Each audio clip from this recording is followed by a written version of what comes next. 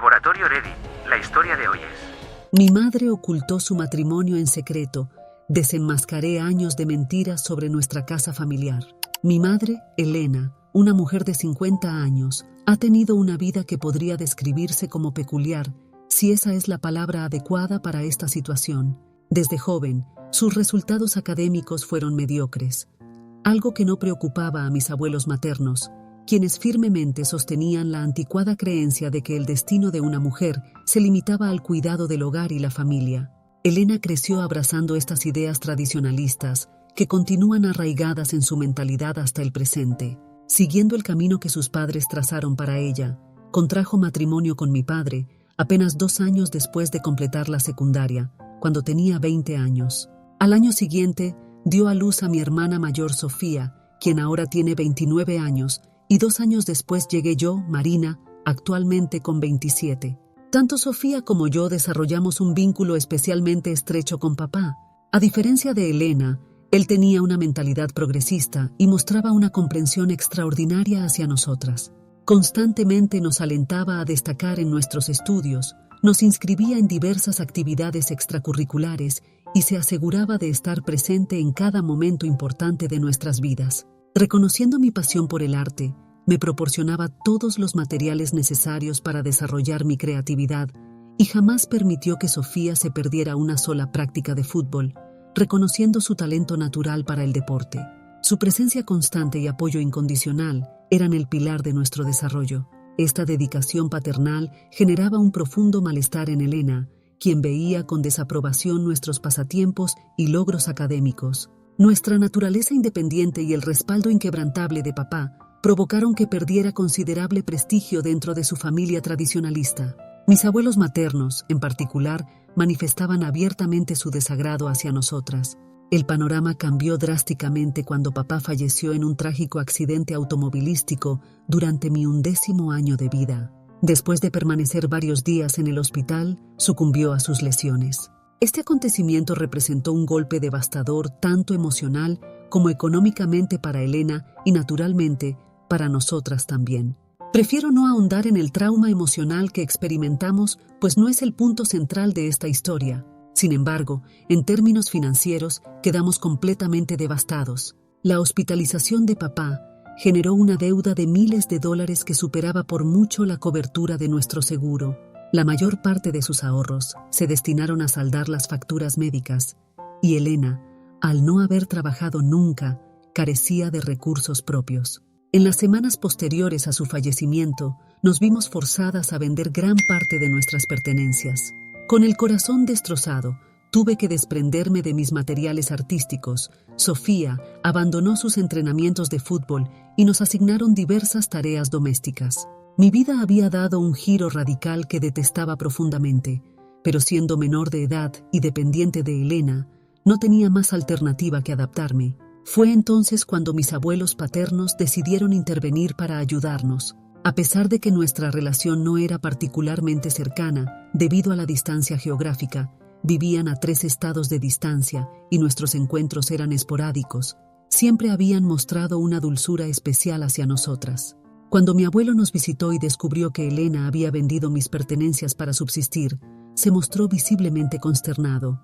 Generosamente ofreció financiar nuestros pasatiempos e intereses, pero Elena rechazó tajantemente la propuesta, argumentando que necesitaba dinero para nuestra supervivencia básica, no para actividades superfluas. Insistió en que si deseaba enviar ayuda económica, debería destinarse exclusivamente a alimentos o servicios básicos. Esta respuesta provocó el enojo de mi abuelo, quien señaló que Elena podría perfectamente trabajar para cubrir los gastos básicos, mientras él se ocupaba de los costos adicionales. Enfatizó que garantizar nuestra supervivencia era responsabilidad de ella y que él solo contribuiría si ella cumplía con sus obligaciones parentales. Elena se mantuvo firme en su negativa y así concluyó la discusión. Incluso después de este intercambio, Elena persistía en su negativa a buscar empleo, subsistiendo únicamente de las donaciones familiares, las cuales eran irregulares e impredecibles.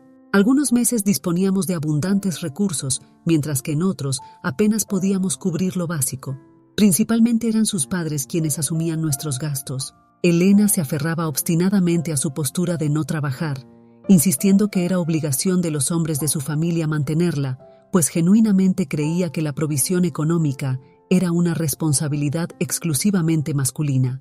Esta dinámica se prolongó durante varios meses, con sus padres apiadándose de nuestra situación y cubriendo nuestras necesidades básicas. Sin embargo, gradualmente estas aportaciones se volvieron cada vez más esporádicas. Elena enfrentaba severas limitaciones económicas, lo que obligó a Sofía y a mí a buscar trabajos ocasionales para generar ingresos adicionales. Cada fin de semana nos encontrábamos realizando diversas tareas para los vecinos, paseando perros, haciendo jardinería y cualquier otra labor disponible. A pesar de la dureza de la situación, Elena mantenía su resistencia a incorporarse al mundo laboral. Finalmente, sus padres alcanzaron su límite de paciencia y mantuvieron una seria conversación con ella. Le comunicaron que ya no podían continuar manteniéndonos, explicando que habían planificado su jubilación de cierta manera y no podían permitirse seguir siendo nuestro sostén económico. Sorprendentemente, esto representó un shock considerable para Elena, quien había asumido que tras el fallecimiento de papá, la responsabilidad de nuestra manutención recaía naturalmente en su padre, siguiendo su lógica de que los hombres deben proveer. Era complicado rebatir este razonamiento, especialmente considerando que sus propios padres la habían educado bajo estos principios. Sin embargo, ahora estaban modificando su postura. Argumentaron que la obligación de proveer correspondía al esposo hacia su esposa, y en ausencia del esposo, era responsabilidad de la esposa velar por sus hijos. Además, dejaron claro que estaban efectivamente abandonándola, pues tanto Elena como su hermana habían sido informadas previamente que todo el patrimonio familiar sería heredado por su hermano varón. La situación degeneró en una desagradable escena con insultos y lágrimas, pero mis abuelos se mantuvieron firmes en su decisión. Desesperada, Elena recurrió a su hermana, la tía Carolina.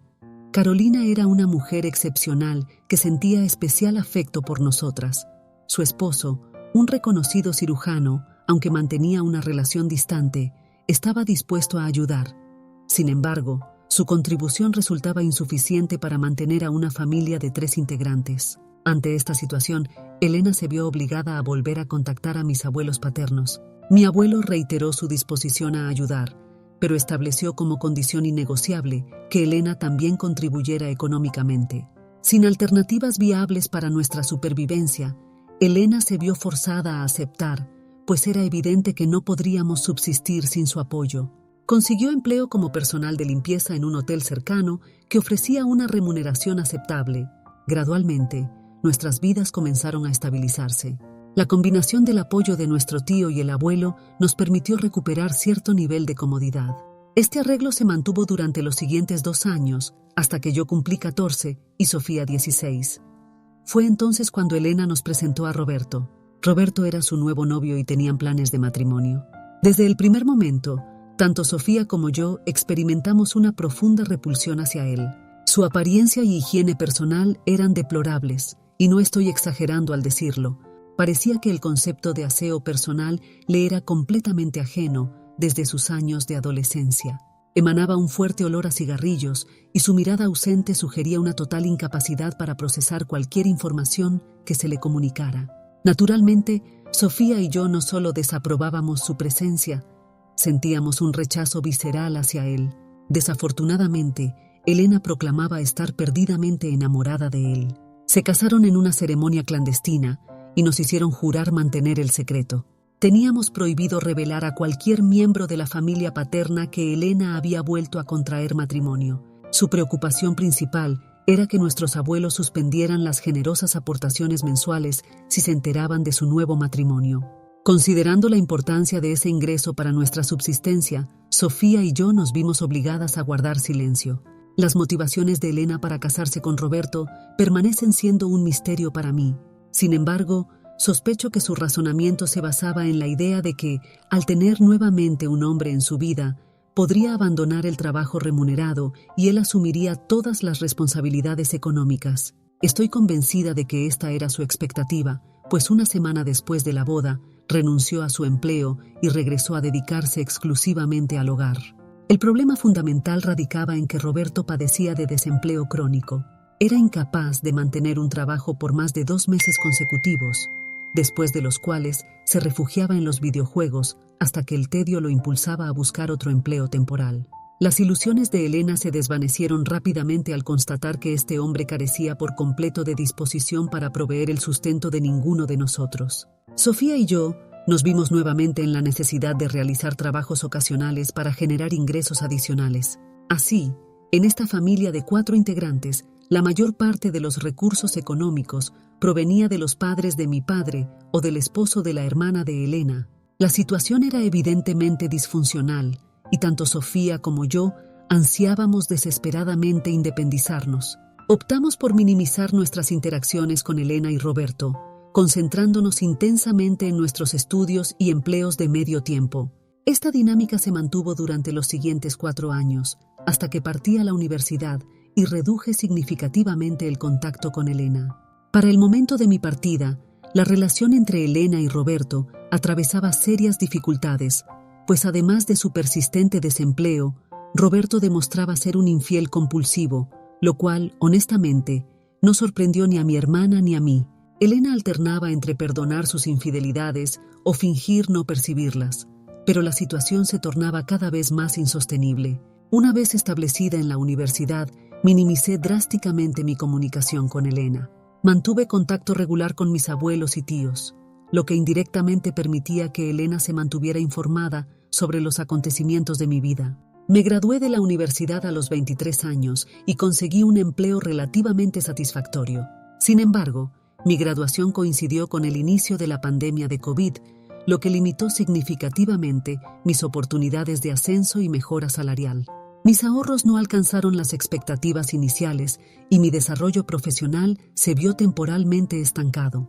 Mi abuelo, siempre generoso, me ofreció asistencia económica, pero preferí declinar su ayuda para no convertirme en una carga adicional. Afortunadamente, conservé mi empleo durante la crisis, por lo que no puedo quejarme excesivamente. Hace algunos meses, obtuve un ascenso laboral acompañado de un considerable incremento salarial. Esta mejora económica, sumada a los ahorros acumulados durante el periodo de COVID, me posicionó favorablemente para adquirir una vivienda modesta. Había mantenido un estilo de vida austero y, aunque mi meta original era convertirme en propietaria a los 25 años, el retraso de 2 años no disminuyó mi satisfacción por el logro. Por algún medio que desconozco, Elena se enteró de mi adquisición inmobiliaria. Me contactó telefónicamente expresando su deseo de reunirse conmigo, argumentando que había transcurrido demasiado tiempo sin ver a su bebé. Inmediatamente intuí sus intenciones, considerando que nuestro último encuentro había sido durante mi último semestre universitario. Nunca había mostrado interés en reunirse después de eso, ni yo lo había propuesto. Le respondí vagamente que le informaría cuando dispusiera de tiempo libre, sin ninguna intención real de concretar el encuentro. Insistió en la urgencia del asunto, presionando por una respuesta inmediata. Consciente de que tenía algún propósito específico, evadí el compromiso y finalicé la llamada. 2 días después volvió a contactarme, alegando encontrarse en una situación crítica que requería mi ayuda. Antes de que pudiera siquiera considerar brindarle asistencia, reveló que había sido informada sobre mi compra inmobiliaria y solicitaba permiso para mudarse junto con Roberto. Esencialmente, pretendían establecerse en mi propiedad. No pude contener una risa ante su descaro. Le expresé mi asombro por la continuidad de su relación con Roberto, comentando que había esperado que lo hubiera abandonado. Le aclaré que mi propiedad no era lo que ella imaginaba.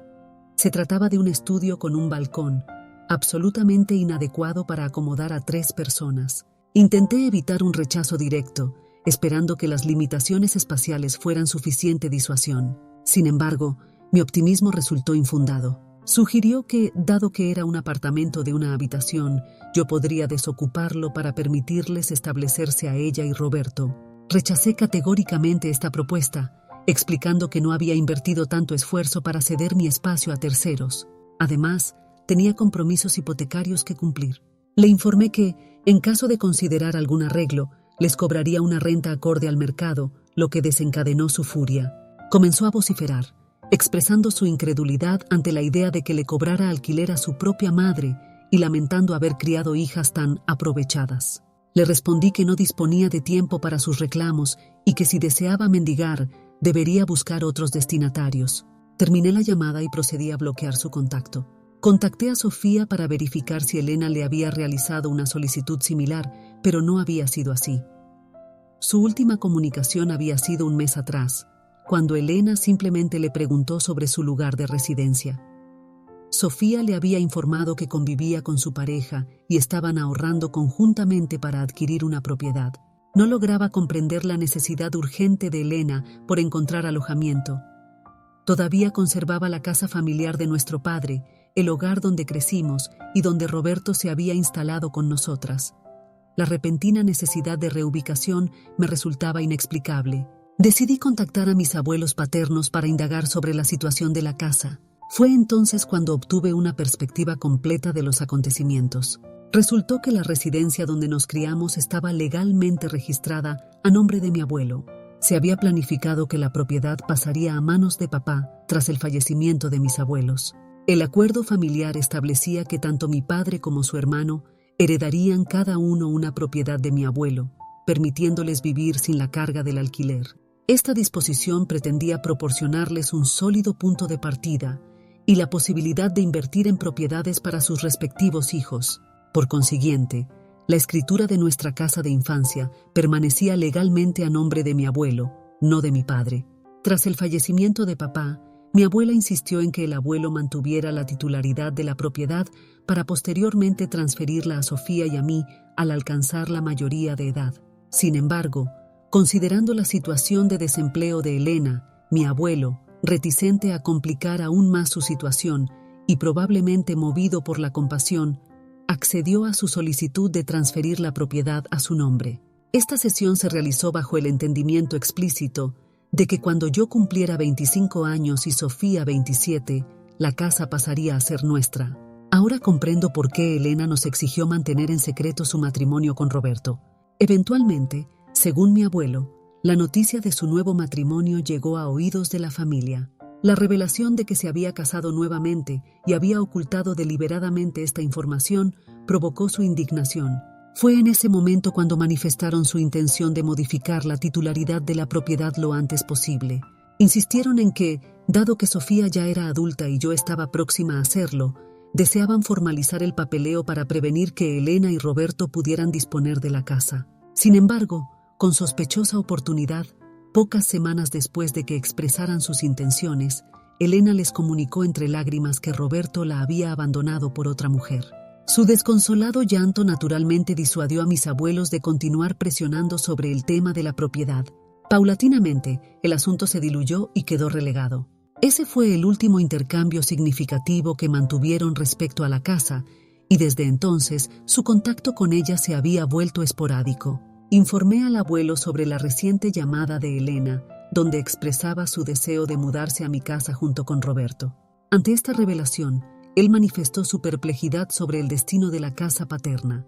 Prometió investigar la situación, admitiendo su total desconocimiento sobre la reconciliación de Elena con Roberto o sus planes de mudanza.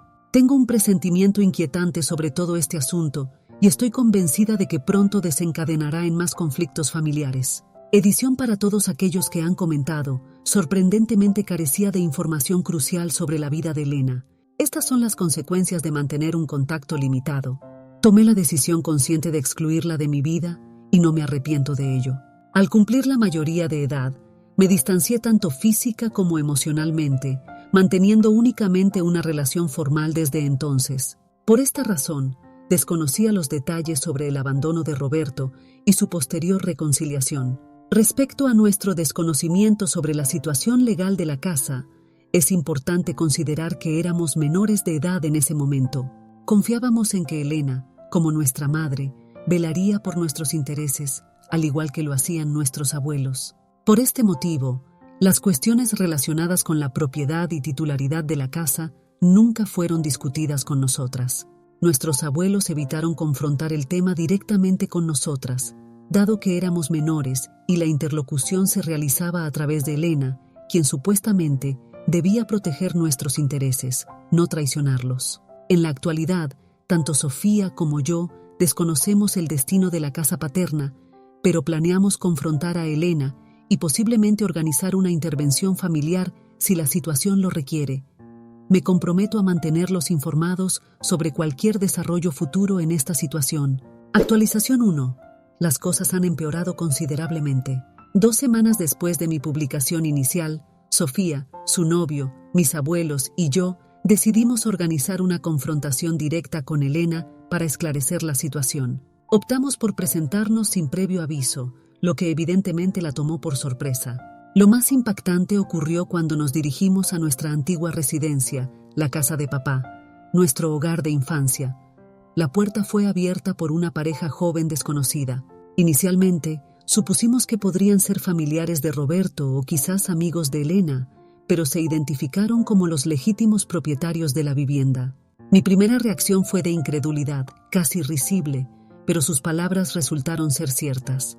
Elena había vendido la casa sin informar ni consultar a Sofía ni a mí y sin obtener el consentimiento de mis abuelos. Más perturbador aún, la transacción se había realizado hacía más de 6 meses.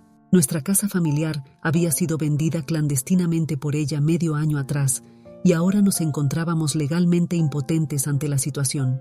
Lamentablemente, debido a que mis abuelos nunca completaron la documentación formal para la transferencia de propiedad, Elena figuraba como propietaria legal y tenía plena autoridad para venderla. Esta revelación ha sido devastadora para todos, generando un profundo sentimiento de traición y repugnancia. Iniciamos la búsqueda de su actual residencia, que resultó ser un apartamento de una habitación en un sector deteriorado del centro, rodeado de personas con evidentes problemas de adicción. Este entorno característico de Roberto no me sorprendió en absoluto, considerando su propia apariencia similar a la de un adicto. Cuando Elena nos vio reunidos frente a su puerta, su rostro perdió todo color. Intentó desesperadamente impedir nuestra entrada cerrando la puerta, pero no lo permitimos. Afortunadamente, contábamos con la presencia del novio de Sofía, un hombre imponente de 1,90 m de estatura y presencia intimidante. Forzamos nuestro ingreso y encontramos a Roberto holgazaneando en el sofá, cigarro en mano, exhibiendo varios días de evidente descuido personal. Elena nos recibió con notorio nerviosismo, pero fuimos directamente al punto crítico.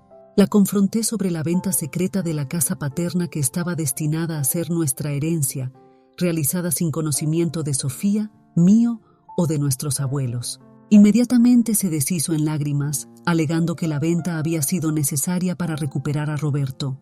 Procedió a relatar una extensa historia lastimera sobre cómo Roberto la había abandonado en 2 ocasiones por diferentes mujeres. La conversación previa con el abuelo sobre la casa, cuando Elena mencionó el abandono de Roberto, resultó ser parcialmente verdadera. Efectivamente la había dejado, pero ella se había humillado rogando por su regreso. Él finalmente volvió cuando su nueva pareja lo expulsó de su casa. 1 año después, Elena lo descubrió siendo infiel nuevamente, esta vez con una joven apenas mayor de edad. La observé con absoluta incredulidad, cuestionando por qué persistía en mantener una relación con alguien tan problemático que no aportaba absolutamente nada positivo a su vida. No pudo proporcionar una respuesta coherente y yo carecía de la paciencia necesaria para mostrar compasión por su situación. Mi abuela, consumida por la ira, increpó a Elena, expresando su total desinterés en escuchar justificaciones sobre su monumental fracaso. Su única preocupación era el destino de la propiedad que debería haber sido heredada por Sofía y por mí. Elena reveló entonces que había vendido la casa porque Roberto deseaba adquirir una embarcación. Este hombre, que carecía por completo de conocimientos náuticos, había desarrollado esta súbita obsesión tras trabajar brevemente como guardavidas en una playa cercana durante un par de meses. Elena, temerosa de otro abandono, accedió a complacer este capricho, así que mi madre, en un acto de brillantez suprema, vendió nuestra casa familiar y destinó parte del dinero a la compra de una embarcación para este individuo irresponsable. El resto del capital, en lugar de preservarlo, también terminó en sus manos. Roberto dilapidó la totalidad del dinero y cuando se quedaron sin recursos, se vieron forzados a vender el bote para adquirir este modesto condominio donde actualmente residían. Irónicamente, detestaban su nueva vivienda, motivo por el cual Elena había intentado conseguir alojamiento conmigo. Al concluir su relato, Admitió con resignación que comprendía que ya no existía posibilidad alguna de que le permitiera vivir conmigo. Antes de que pudiera responder, Sofía estalló en una confrontación devastadora. Enumeró metódicamente cada una de las formas en que Elena había fallado como madre y había traicionado la memoria de papá como esposa. Nos había despojado del único vínculo tangible con nuestro padre, sacrificándolo todo por mantener a su lado a un marido negligente que evidentemente no sentía el menor afecto por ella. Sofía concluyó declarando que Elena había muerto para ella y que jamás debería esperar restablecer contacto. Mi shock era tan profundo que apenas pude articular palabras, pero manifesté mi total acuerdo con la postura de mi hermana. No existía posibilidad alguna de mantener una relación con nuestra madre después de esto. Elena intensificó su llanto, protestando que no merecía semejante trato. Le confirmamos que sí lo merecía. Nos había robado a nosotras, a nuestros abuelos, y más dolorosamente, nos había arrebatado una conexión invaluable con nuestra infancia y la memoria de nuestro padre. El perdón no era una opción. Nos retiramos del lugar. Desde entonces, ha intentado contactarnos insistentemente, tanto a nosotras como a nuestros abuelos, pero ninguno está dispuesto a responder sus llamadas. La situación de la casa es irremediable. Tanto el dinero como la propiedad se han perdido definitivamente. He considerado la posibilidad de ahorrar para readquirirla si alguna vez vuelve al mercado, consciente de no querer perder esa parte significativa de mi infancia, aunque reconozco que es una aspiración poco realista y prácticamente irrealizable. Mis abuelos están experimentando una mezcla de furia y profunda aflicción, aunque también se encuentran impotentes ante la situación. El abuelo se reprocha constantemente haber depositado su confianza en ella, mientras nosotros intentamos consolarlo, asegurándole que era imposible prever que Elena actuaría de manera tan despreciable. Es una situación profundamente triste que nos ha dejado a todos con un sentimiento de absoluta impotencia. Actualización 2. Roberto ha abandonado nuevamente a Elena. Reconozco que puede sonar cruel, pero cada aspecto de esta situación me produce una innegable satisfacción. Elena ha estado intentando establecer contacto con nosotras, utilizando diversos números telefónicos y estrategias, pero tanto Sofía como yo nos hemos mantenido firmes en nuestra decisión de no responder. Intentó involucrar a la tía Carolina en el conflicto. La semana pasada recibí una llamada suya instándome a comunicarme con Elena. Le solicité que se mantuviera al margen de la situación y procedí a revelarle la historia completa.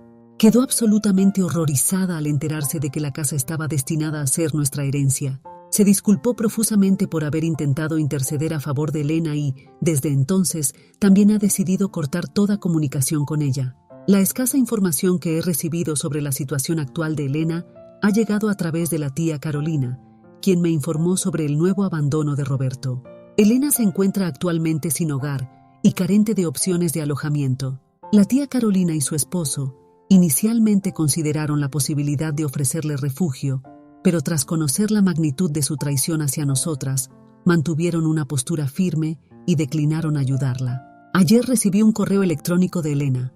En esencia, expresaba su desesperada situación de indigencia y falta de opciones habitacionales. Me suplicó permitirle residir temporalmente en mi casa mientras supuestamente buscaba empleo. Sin embargo, estoy convencida de que es una falacia.